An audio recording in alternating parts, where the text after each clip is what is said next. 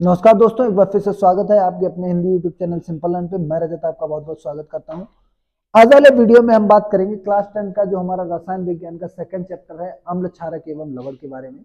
तो इस चैप्टर में हम क्या पढ़ेंगे, आपने पिछले की क्लासों में कुछ चीजें जो बेसिक थी उनके बारे में पढ़ा होगा। जैसे आपने वहां पे अम्ल के बारे में पढ़ा होगा, क्षार के बारे में पढ़ा होगा और लवण के बारे में पढ़ा होगा। तो इन्हीं चीजों को हम डिटेल में सीखेंगे इस चैप्टर में कि अम्ल क्या होते हैं, आप कैसे पहचानेंगे, क्षारक क्या होते हैं, इन्हें आप कैसे पहचानेंगे, और लवण क्या होते हैं, इन्हें आप कैसे पहचानेंगे। उसके बाद कि अगर कोई चीज कड़वी है तो वो क्या हो सकती है, कोई चीज खट्टी है तो उसको क्या कहा जाएगा, और सॉल्ट है तो उसका टेस्ट कैसा होगा, और ये चेक कैसे किए जाते हैं, कौन सा आपका लिटमस पेपर होता है, लिटमस पेपर के इस्तेमाल क्या होते हैं, इन सब चीजों के बारे में हम इस चैप्टर में पढ़ेंगे। तो सबसे पहले बेसिक बात करते हैं कि भाई अम्ल होता क्या है। कि जब भी आपसे अम्ल की बात की जाती है तो पहले हम एक एक करके तीनों की डेफिनेशन जान लेते हैं।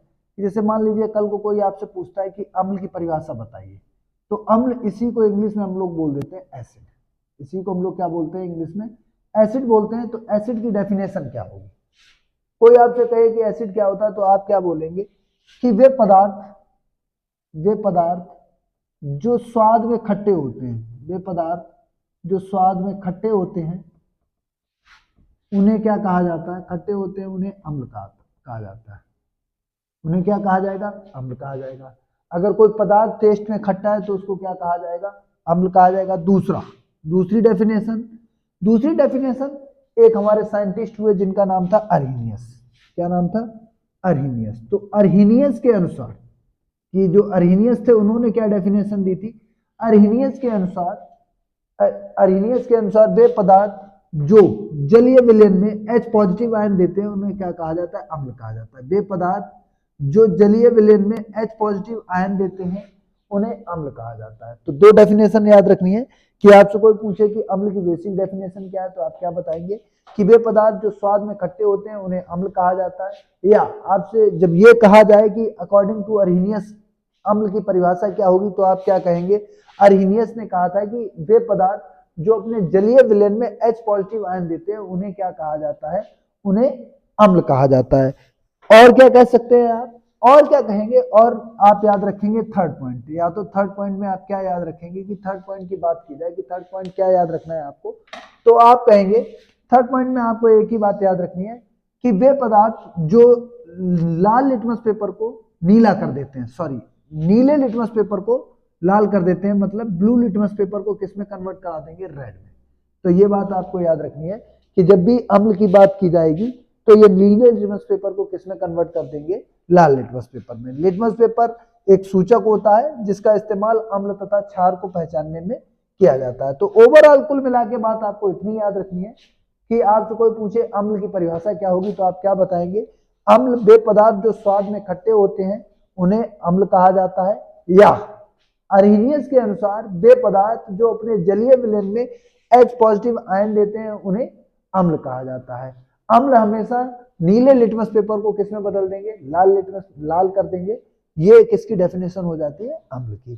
ठीक है, जैसे अगर कल को कोई आपसे कहता है कि एक एग्जांपल बता दीजिए तो आप क्या बता सकते हैं कि HCl जब भी अपने जलीय विलयन में जब इसको घोला जाएगा तो ये क्या करेगा, H पॉजिटिव प्लस क्या देगा, Cl नेगेटिव। तो अभी हमने आपको बताया कि अर्हीनियस ने क्या बताया था, जो अपने जलीय विलयन में H पॉजिटिव आयन देते हैं उनको क्या कहा जाएगा, अम्ल कहा जाएगा। दूसरा एग्जांपल देख लेंगे, जैसे H2SO4 है, H2SO4 की बात की जाती है तो ये H positive plus SO4 negative. ठीक है, तो ये जो हो जाएगा आपका क्या हो जाता है, ये आपका अम्ल हो जाता है। ये अपने जलीय विलयन में क्या देगा, H पॉजिटिव देगा, तो ये क्या हो जाता है, अम्ल हो जाता है। बात समझ में आई या नहीं, बात समझ में आई या नहीं। आगे देखिएगा कि कल को अगर आपसे कोई ये कहे कि बताइए क्षार की डेफिनेशन क्या होगी, तो क्षार की डेफिनेशन के लिए आपको याद रखना है कि जब भी हम क्षार की बात करेंगे तो क्षार की डेफिनेशन कैसे याद रखी जाएगी। तो क्षार के लिए आपको एक ही बात याद रखनी है कि क्षारक की बात करेंगे हम तो क्षारक को क्या बोलते हैं, बेस बोलते हैं। क्या बोलते हैं, बेस। तो बेस की डेफिनेशन के लिए आप एक ही बात याद रखेंगे कि इसी डेफिनेशन से देखेंगे, वे पदार्थ जो स्वाद में खट्टे होते हैं वे अम्ल होते हैं, और जो स्वाद में कड़वे होते हैं उनको क्या कहा जाता है, क्षारक कहा जाता है। बात समझ में आई कि वे पदार्थ जो स्वाद में कड़वे होते हैं उनको क्या कहा जाता है, अम्ल कहा जाता है। या अर्हीनियस के अनुसार, सेकंड पॉइंट याद रखेंगे, किसके अनुसार, अर्हीनियस के अनुसार, अरीनियस ने क्या कहा था, अरीनियस ने ये कहा कि भैया जो कोई भी पदार्थ है अगर वो अपने जलीय विलयन में OH नेगेटिव आयन रिलीज करता है तो वो क्या होगा, आपका क्षारक होगा। बात समझ में आई या नहीं, कि वे पदार्थ जो अपने जलीय विलयन में OH नेगेटिव आयन रिलीज करते हैं उनको क्या कहा जाएगा, क्षारक कहा जाएगा, और जो H पॉजिटिव देते हैं उनको क्या कहा जाएगा, अम्ल कहा जाएगा। तीसरा कि इसमें आप क्या कहेंगे कि साहब लिटमस पेपर की बात करेंगे तो इसमें क्या होता है कि वे पदार्थ जो लाल लिटमस पेपर को किस में बदल देते हैं, नीले लिटमस पेपर में बदल देते हैं, उनको क्या कहा जाता है, क्षारक कहा जाता है। बात समझ में आई या नहीं, आपसे कोई पूछे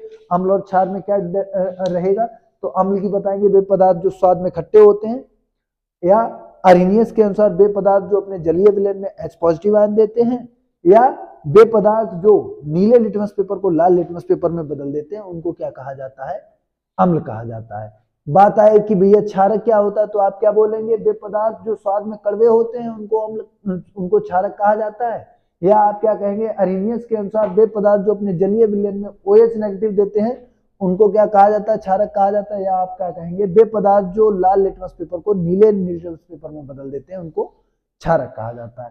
कोई एग्जांपल, जैसे मान लीजिए आप किसको कहेंगे, जैसे कल को मैं आपसे कहूं कि CaOH का होल ट्वाइस, CaOH का होल ट्वाइस, तो आप कहेंगे कि इसमें क्या टूटेगा, Ca जो है आपका क्या हो जाएगा, Ca positive plus OH negative, ठीक है, तो ये हो जाएगा आपका, ये हो जाएगा आपका क्या क्षार। तो इसमें क्या मिल रहा है, जलीय विलयन में OH आ रहा है तो ये हो जाएगा आपका क्या हो जाएगा, ये आपका क्षारक हो जाएगा। जैसे NaOH, NaOH का मतलब क्या है, सोडियम हाइड्रोक्साइड, ये टूटता है Na positive plus OH negative में, तो देखिएगा इन दोनों जगहों पे हमको क्या मिल रहा है, OH नेगेटिव, तो ये हमारा क्या हो जाएगा, क्षार हो जाएगा। तो जिसमें H पॉजिटिव मिले वो आपका अम्ल होता है, जिसमें OH नेगेटिव मिले वो आपका क्षारक होता है। कई बार आपने देखा होगा आपके घर में, या आपको कभी कभी क्या होता होगा, कभी कभी खट्टी डकार आने लगती है, नहीं, अंदर से खट्टी खट्टी खट्टी आपको टेस्ट की कुछ उल्टियां सी आनी, आपका जी मिचलाने लगता है, तो उस समय क्या होता है, उस समय क्या होता है आपकी बॉडी में क्या बनने लगता है, एसिड बनने लगता है, तो इसी को हम लोग क्या बोल देते हैं, एसिडिटी बोलते हैं।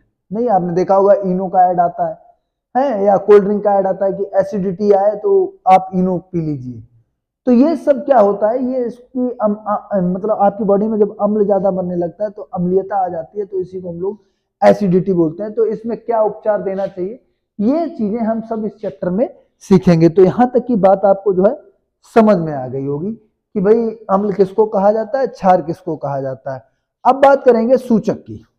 तो ये तो अम्ल और बात थी, अम्ल और क्षार की बात थी, तो ये चीजें आपको जो है समझ में आ गई होंगी, नोट्स आप बना ही गए होंगे। अगर नोट्स आप बना रहे हैं तो इन चीजों को एकदम डिटेल में आपको जो है आगे हम बात करेंगे, ठीक है। देखिएगा आगे हम बात करेंगे सूचक की। अब सूचक का मतलब क्या होता है, कल को कोई आपसे कहे कि चलिए सूचक बताइए, तो सूचक होता क्या है, पहले तो ये जान लीजिएगा। सूचक को इंग्लिश में बोलते हैं इंडिकेटर। सूचक को इंग्लिश में क्या बोलते हैं, इंडिकेटर। अब इंडिकेटर साथ क्या होता है, इंडिकेटर की बात की जाएगी तो इंडिकेटर एक्चुअल में होता क्या है। इंडिकेटर आपने देखा होगा कि आपकी जो भी गाड़ी होगी, बाइक होगी या कार होगी आपके पास, आपके पापा के पास या आपके फैमिली में मेंबर्स के पास जो भी कुछ वाहन होगा, तो उसमें आपने देखा होगा कि इंडिकेटर लगे होते हैं। आप जब गाड़ी चलाते हो तो आपने देखा होगा 4 लाइटें लगी होती हैं दाएं बाएं, 2 दाएं में लगी होती है, 2 बाएं में लगी होती हैं। तो वो एक उनका स्पेशल कलर होता है, एक बैग में इंडिकेटर लगा होता है, रेड कलर का है, तो अगर रुकना है तो रेड लाइट जलती है, और अगर आपको लेफ्ट और राइट टर्न करना होता है तो इंडिकेटर दिया जाता है, राइट इंडिकेटर और लेफ्ट इंडिकेटर। राइट इंडिकेटर देंगे तो मतलब आपको राइट में मुड़ना है, और लेफ्ट इंडिकेटर देंगे तो इसका मतलब लेफ्ट में मुड़ना है। तो इंडिकेटर एक्चुअल में होता क्या है, इंडिकेटर आपकी डायरेक्शन को बताता है कि आपको जाना किधर है। इंडिकेटर का एक्चुअल में काम क्या होता है, वो आपकी जानकारी पीछे जो व्यक्ति है उसको प्रोवाइड करा देता है कि भैया आगे जो आपके इंसान जा रहा है, आगे आपके जो वाहन जा रहा है, ये लेफ्ट में मुड़ने वाला है या राइट में मुड़ने वाला है या सीधा जाने वाला है। तो इंडिकेटर सूचक जो होता है वो क्या जानकारी प्रोवाइड कराएगा। सूचक क्या देगा, जानकारी देगा। सूचक होते कितने प्रकार के, सूचक होते हैं 2 प्रकार के। एक होते हैं आपके, एक होता है, देखो सूचक के बारे में आप क्या कह सकते हो कि वे पदार्थ या वे सूचक के बारे में आप क्या कह सकते हो कि सूचक क्या होता है कि वह विलयन या वे पदार्थ जो किसी अम्ल या क्षारक की पहचान कराए उसी को हम क्या कह देते हैं, उसको हम क्या बोलते हैं, सूचक बोलते हैं। सूचक कितने टाइप का होता है? सूचक होते हैं आपके दो प्रकार के। कौन कौन से दो टाइप रहेंगे? एक होता है आपका कृत्रिम सूचक, एक होता है आपका कृत्रिम सूचक और एक होता है साहब आपका प्राकृतिक सूचक। कृत्रिम सूचक और प्राकृतिक सूचक में क्या अंतर होता है? कृत्रिम सूचक की बात की जाएगी तो ये होता है आपका man made indicator, man made indicator, ठीक है, और ये हो जाएगा आपका नेचुरल इंडिकेटर, नेचुरल इंडिकेटर। अब नेचुरल इंडिकेटर और मैन मेड इंडिकेटर में क्या अंतर होता है, इनमें कैसे पहचानेंगे आप? तो नेचुरल इंडिकेटर और मैन मेड इंडिकेटर में आपको क्या याद रखना है कि साहब ऐसे सूचक जो हमको प्रकृति से मिले, ऐसे सूचक जिससे हम अम्ल और क्षार के बारे में हमको पता लग जाए, लेकिन वो इंसान ने नहीं बनाए, वो नेचर ने बनाए, तो उनको क्या कहा जाता है? प्राकृतिक सूचक। तो प्राकृतिक सूचक हमको कहां से मिलेंगे? प्रकृति से, और जो हमको किसकी पहचान कराने में मदद करेंगे? अम्ल तथा क्षार की। जैसे आपका हल्दी हो गया, हल्दी, ये आपका क्या हो जाएगा? जैसे आपका हल्दी हो गया या आपका गुड़हल हो गया, हल्दी हो गया और गुड़हल हो गया, ये क्या करते हैं? ये आपके गुड़हल का फूल हो गया, गुड़हल, ये क्या है? आपके नेचुरल इंडिकेटर है। मैन मेड इंडिकेटर की बात की जाए, जो इंसान ने अपनी सहूलियत के लिए, जिसको इंसान ने बनाया है, ऐसे सूचक जिनको किसने बनाया? इंसान ने बनाया, उनको मैन मेड इंडिकेटर कहा जाता है। मैन मेड इंडिकेटर की बात करेंगे तो मैन मेड इंडिकेटर में आप याद रखेंगे फिनोफ्थलीन, फिनोफ्थलीन, फिनोफ्थलीन हो गया आपका, या लिटमस पेपर हो गया, लिटमस पेपर, ठीक है। तो ये लिटमस पेपर और फिनोक्सिलिन क्या होता है? आपका मैन मेड इंडिकेटर होता है, और हल्दी और गुड़हल का फूल जो होता है वो आपका नेचुरल इंडिकेटर होता है। ये हमको प्रकृति से मिले हैं, इनको इंसान ने स्वयं बनाया है। काम क्या होता है? ये अम्ल तथा क्षार की पहचान कराने में आपकी मदद करेंगे। आगे देखिएगा, आगे बात करेंगे कि अम्ल तथा क्षारक के रासायनिक गुणधर्म क्या होते हैं। तो अम्ल तथा क्षारक के रासायनिक गुणधर्मों की बात करेंगे तो देखिएगा कि अम्ल किसे कहेंगे और क्षार के जो है रासायनिक गुणधर्म क्या होते हैं। इतनी बात मुझे लगता है आपकी चीजें जो है समझ में आ गई होंगी। हमने अम्ल और क्षार की डेफिनेशन सीख ली है। साहब सूचक क्या काम करते हैं? सूचक हमको जानकारी प्रोवाइड कराएंगे कि अम्ल है या क्षार है। तो सूचक आपके होते कितने टाइप के? दो टाइप के, एक होता है प्राकृतिक सूचक और एक होता है आपका कृत्रिम सूचक। अब हम बात करेंगे कि साहब रासायनिक गुणों की, किसकी बात करेंगे? रासायनिक गुणों की, कि अम्ल और क्षार के रासायनिक गुण क्या होते हैं। तो सबसे पहले बात करेंगे, देखिएगा, अम्ल के रासायनिक गुण। अम्ल के रासायनिक गुण का मतलब क्या होगा? अम्ल के रासायनिक गुण का मतलब क्या होगा? तो देखिएगा कि जब भी रासायनिक गुणों की बात की जाती है तो रासायनिक गुणों में आप क्या सबसे पहले पढ़ेंगे? तो देखिएगा, अम्ल के रासायनिक गुण, अम्ल के रासायनिक गुण। अम्ल के रासायनिक गुण का मतलब कि हम कुछ रिएक्शंस पढ़ेंगे इसमें। रासायनिक गुण का मतलब कि भैया हम किसी भी रासायनिक घटना को कराएंगे अम्ल के साथ तो क्या इम्पैक्ट पड़ेगा। जैसे रासायनिक गुणों में हम पहले गुण की बात करते हैं कि अम्ल की क्रिया धातुओं से कराने पर, अम्ल की क्रिया धातु से कराने पर,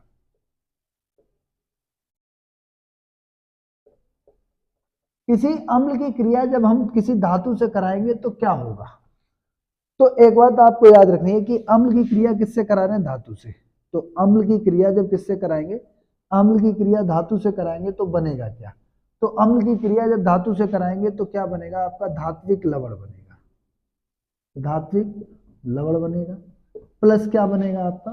प्लस बनेगी आपकी हाइड्रोजन गैस बनेगी। ठीक है, इतनी बात याद रखनी है। तो जैसे कोई कहे अम्ल के रासायनिक गुण बताइए, तो अम्ल का पहला रासायनिक गुण कि जब भी किसी अम्ल की क्रिया किससे कराएंगे? किसी भी धातु से कराएंगे तो क्या होगा? तो आप कहेंगे जब भी किसी अम्ल की क्रिया किसी धातु से कराई जाती है तो धातु से अम्ल की क्रिया कराने पर हमको क्या मिलेगा?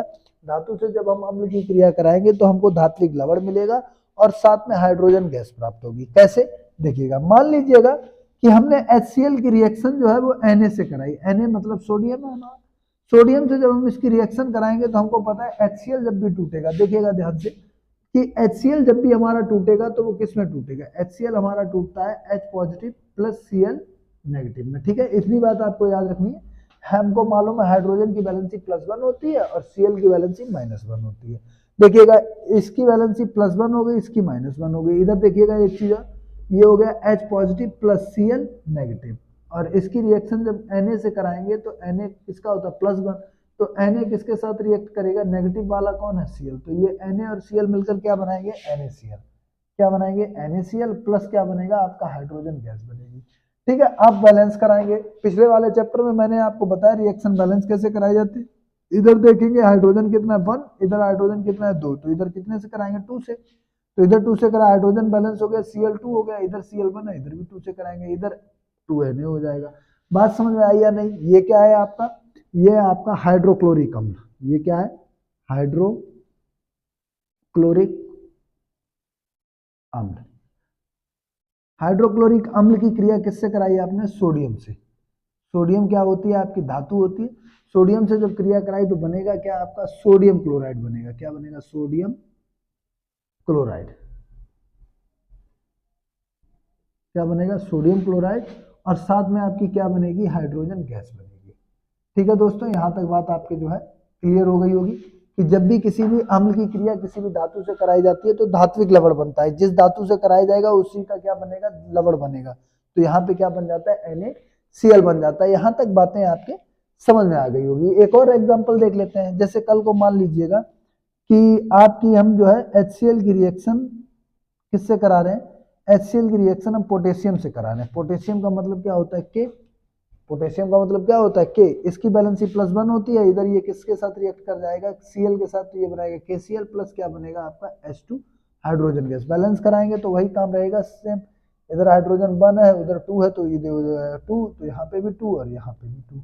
ठीक है, बात बाकी आपको पता ही है। आपको जब भी इस टाइप से रिएक्शन लिखेंगे तो उसको आपको बॉक्स में बंद करना होगा। तो इससे हमको क्या पता चला, अम्ल की क्रिया धातुओं से कराएंगे। पहला रासायनिक गुण है अम्ल का, कि अम्ल का पहला रासायनिक गुण क्या है कि किसी भी अम्ल की क्रिया जब किसी धातु से कराएंगे तो क्या बनेगा, तो आप कहेंगे जब भी किसी अम्ल की क्रिया किसी धातु से कराई जाती है तो सदैव क्या बनेगा, धात्विक लवण बनेगा, और साथ में कौन सी गैस बनेगी, हाइड्रोजन गैस बनेगी। यहां तक चीज आपको समझ में आ गई होगी। आगे देखिएगा, अगला जो हमारा एक और एग्जाम्पल हम देख लेते हैं कि कल को जैसे मान लीजिएगा, कल को मैं आपसे ये कहूं कि अब जैसे कल को मैं आपसे ये कहूं और कोई रासायनिक गुण बताइएगा, तो अगर आपने रिएक्शन नहीं नोट किया तो आप रिएक्शन नोट कर लीजिएगा। और ये परीक्षा की दृष्टि से बहुत ही इंपॉर्टेंट आपकी जो है रिएक्शंस हैं, तो इनको जो जरा आप ध्यान से करेंगे तो देखिएगा। अब बात आ रही है कि जब भी हम कार्बोनेटों की, बाइकार्बोनेट और कार्बोनेट धातु हाइड्रोजन कार्बोनेटों की रिएक्शन कराएंगे, कार्बोनेट तथा धातु हाइड्रोजन कार्बोनेट अम्ल के साथ कैसे क्रिया करते हैं ये देखेंगे।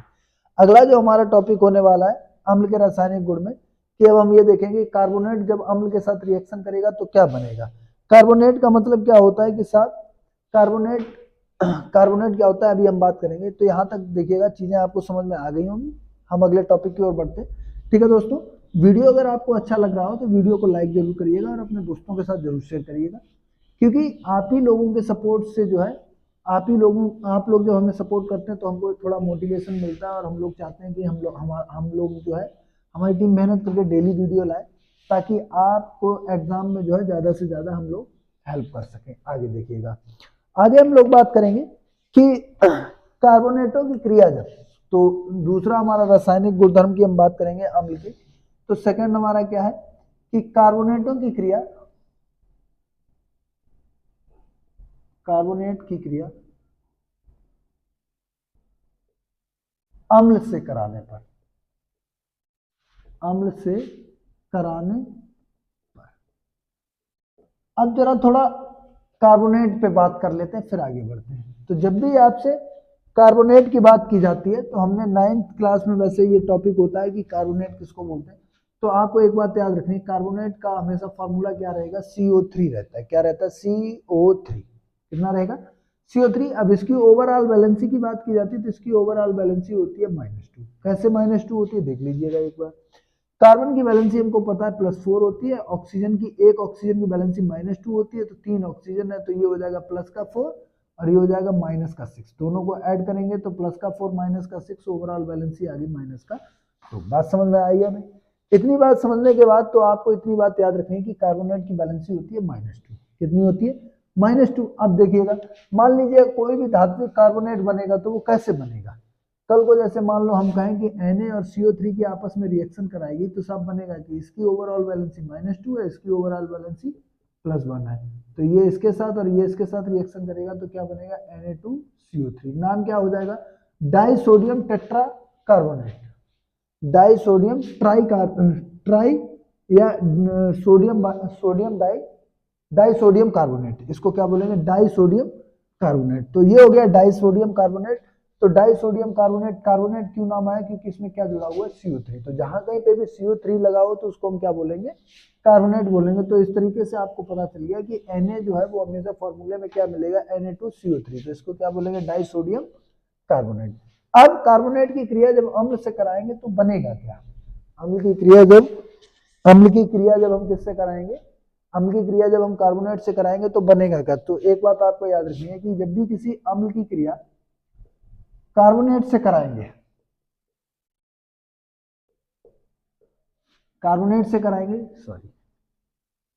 धात्विक कार्बोनेट से कराएंगे, धात्विक कार्बोनेट। तो जब भी किसी अम्ल की क्रिया धात्विक कार्बोनेट से कराते हैं तो मिलेगा क्या हमको? धात्विक लवण मिलेगा, धात्विक लवण प्लस CO2 मिलेगी और प्लस आपका क्या मिलेगा? जल मिलेगा। इतनी बात आपको याद रखनी है कि साहब जब भी हम कभी अम्ल की क्रिया किसी धात्विक कार्बोनेट से कराएंगे तो धात्विक लवण मिलेगा, साथ में हमको क्या मिलेगी?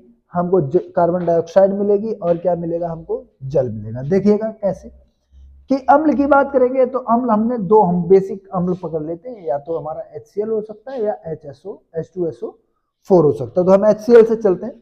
तो HCl की रिएक्शन जब हम किससे कराते हैं? धात्विक कार्बोनेट में हम वही ले लेते हैं, अभी मैंने आपको बताया Na2CO3। तो Na2CO3 कैसे आया वो मैं बता चुका हूं आपको अभी, ठीक है? वीडियो आप जो है पूरा देखिएगा, कट करके मत देखिएगा, आपके लिए बहुत बेनिफिशियरी सिद्ध होने वाला है, इसलिए आप जो है वीडियो को एंड शुरू से लेकर एंड तक जरूर देखिएगा। और वीडियो अच्छा लगे तो अपने दोस्तों के साथ जरूर भेजिएगा, क्योंकि इस समय जब मैं ये वीडियो बना रहा हूँ तो टाइम हो गया है 11:30। तो रात में 11:30 पे हम वीडियो बना रहे हैं, क्योंकि दिन में मेरे पास इतना समय नहीं होता है कि मैं आपके लिए दिन में अभी वीडियो बना सकूं। अगर आप लोगों का सपोर्ट रहा तो एक बार हम लोग दिन में भी जो है मेहनत करके आपके लिए वीडियो लेके आने लगेंगे, इसलिए चैनल को ज़्यादा से ज़्यादा प्यार दीजिएगा अपना, ठीक है दोस्तों? चीज़ें अगर समझ में आ रही हैं तो मैं आपसे ये नहीं बोलूँगा आपको चैनल सब्सक्राइब करना है या नहीं करना, वो आपके ऊपर डिपेंड करता है। आपको लगता है हम मेहनत कर रहे हैं आपके लिए तो आपकी इच्छा हो तो आप कर लेना, अदरवाइज वीडियो को आप जो है एंड तक जरूर देखिएगा। HCl की रिएक्शन जब Na2CO3 से कराएंगे तो बनेगा क्या? हमने आपको बताया कि HCl की रिएक्शन जब भी धात्विक कार्बोनेट से कराएंगे तो धात्विक लवण बनेगा। धात्विक लवण बनेगा मतलब इसको जब भी देखिएगा, एक चीज और देखिएगा, H positive plus Cl negative में टूटेगा, ये बात हमने आपको बताई थी। HCl जब भी टूटेगा, ये टूटेगा तो किस में टूटेगा? Na पॉजिटिव और प्लस CO3 नेगेटिव में। अब एक बात याद रखनी है कि नेगेटिव वाला पॉजिटिव वाले से जुड़ता है और पॉजिटिव वाला नेगेटिव वाले से। अब देखो H किससे जुड़ेगा? CO3 से, और Cl किससे जुड़ेगा? Na से। तो Na और Cl मिलकर क्या बनाएंगे? NaCl बनाएंगे। बन गया। उसके बाद साहब क्या बन रहा है? ये कंपलसरी है, CO2 बनेगा प्लस क्या बनेगा? H2O बनेगा। यहां तक बात क्लियर हुई या नहीं? अब देखो अब काम आता है सबसे इंपॉर्टेंट की रिएक्शन तो हमने लिख ली, हमको मालूम है धात्विक लवण बनेगा, साथ में हमारा कार्बन डाइऑक्साइड गैस बनेगी और प्लस क्या बनेगा? हमारा जल बनेगा। इतनी बात तो हमको फॉर्मूले से पता थी कि जब भी अम्ल की क्रिया किसी धात्विक कार्बोनेट से कराएंगे तो धात्विक लवण, कार्बन डाइऑक्साइड और जल बनता है। बनता कैसे देखिएगा, HCl की रिएक्शन Na2CO3 से कराई तो हमारा बनेगा क्या? NaCl प्लस CO2 बनेगा और क्या बनेगा? क्या बनेगा हमारा? NaCl प्लस CO2 और प्लस क्या बनेगा? H2O बनेगा। अब कराएंगे बैलेंस, इधर Na देखेंगे कितने 1 है, इधर कितना है 2, तो इसको 2 से कराया तो Na बैलेंस हो गया, Cl हमारा 2 हो गया तो ये हो जाएगा 2। अब Cl तो बैलेंस हो गया, Na बैलेंस हो गया, क्या हाइड्रोजन बैलेंस हुआ? हाइड्रोजन कितना है? 2, इधर कितना बैलेंस हो गया। उसके बाद CO3 C कार्बन कितना है? 1, इधर कार्बन कितना है? 1, ऑक्सीजन कितना है? 3, 2 और 1 3। इस तरीके से हमारी रिएक्शन जो है वो बैलेंस हो जाती है। बात समझ में आई या नहीं? ये क्या हो जाएगा हमारा हाइड्रोक्लोरिक अम्ल हो जाएगा, ये क्या हो जाएगा हमारा हाइड्रोक्लोरिक अम्ल। ये क्या हो जाएगा हमारा सोडियम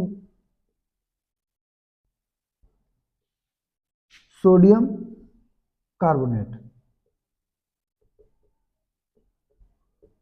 सोडियम कार्बोनेट ये हो जाएगा आपका, ये क्या हो जाएगा सोडियम क्लोराइड, सोडियम क्लोराइड। ये क्या हो जाएगा आपका carbon dioxide, carbon dioxide. बात समझ में आई या नहीं?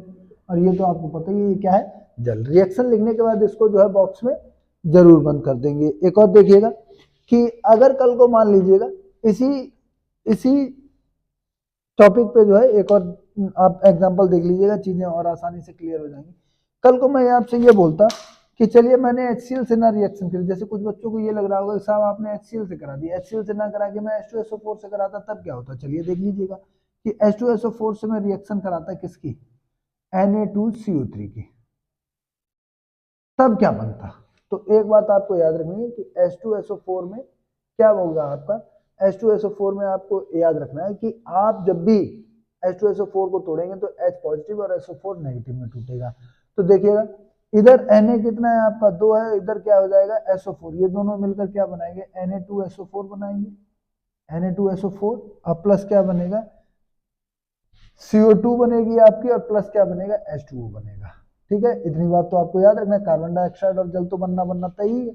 ये क्या होगा सल्फेट हो जाएगा, सल्फेट क्या होता है आपका लवण होता है। आगे देखिएगा, अब इसको देखेंगे बैलेंस है कि हाइड्रोजन 2 है, इधर हाइड्रोजन 2 है बैलेंस है, सल्फर 1 है, इधर सल्फर 1 है बैलेंस है, ऑक्सीजन 4 और 3 7 है, 4 2 6 और 1 7 बैलेंस है।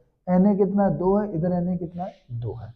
बात समझ आए? रिएक्शन आपकी बैलेंस है तो आप क्या बोलेंगे, ये क्या हो जाएगा आपका सल्फ्यूरिक अम्ल हो जाएगा, ये क्या हो जाएगा आपका सल्फ्यूरिक अम्ल। ये क्या है आपका सोडियम बाइकार्बोनेट, सोडियम कार्बोनेट। ठीक है, ये क्या है आपका सोडियम कार्बोनेट, ये क्या है आपका sodium sulphate, sodium sulphate. Sodium sulphate के साथ ये क्या है आपका कार्बन डाइऑक्साइड और ये क्या है आपका जल। इस तरीके से ये रिएक्शन भी आपकी कंप्लीट होती है। तो हमने 2 रासायनिक गुण सीखे कि अम्लों की क्रिया जब धातुओं से कराएंगे तब क्या बनेगा और अम्लों की क्रिया जब कार्बोनेट से कराएंगे तो क्या बनेगा। चीजें आपको उम्मीद है आपको चीजें क्लियर हो गई होंगी। वीडियो आपको अच्छा लगा होगा तो वीडियो को लाइक जरूर करिएगा। चैनल सब्सक्राइब करना या नहीं करना वो मैं आपके ऊपर छोड़ता हूँ। और भी ऐसे वीडियो मिलते रहें तो आप हमारे चैनल से जुड़े रहिएगा। मिलते हैं आपसे अगले वीडियो में, तब तक के लिए बने रहिए हमारे चैनल के साथ। जय हिंद जय भारत।